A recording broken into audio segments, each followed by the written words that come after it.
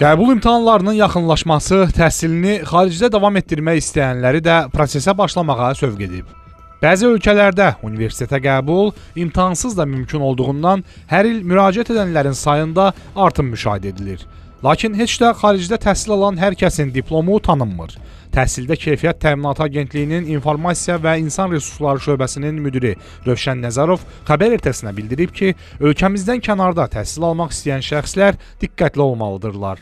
Vətəndaşlarımıza dəstək məqsədi ilə TKT-nın internet səhifəsində agentliyə edilən müraciətlər əsasında tanınmayan universitetlərin siyahısı və ən çox imtina alan universitetlərin siyahısı dərc edilib. Vətəndaşlarımız qeyd edilən məsələlərlə bağlı daha ətraflı məlumat əldə etmək üçün agentliyin 146-8 çağrı mərkəzinə zəng edə və ya info@tkta.edu.az elektron poçt ünvanına yaza bilərlər. Təhsil məsələləri üzrə ekspert Kamran Əsədovun sözlərinə görə hazırda ölkədən kənarda 45 mindən çox şəxs öz vəsaiti hesabına təhsil alır.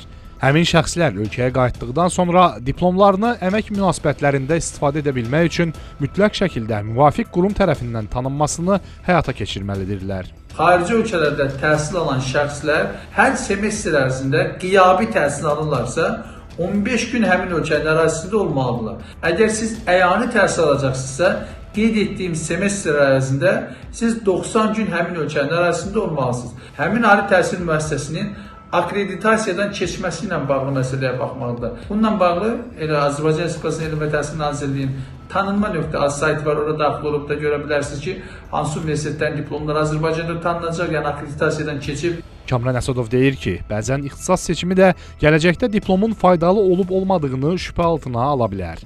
Buna görə də ixtisas seçimi zamanı araşdırma aparılmalıdır.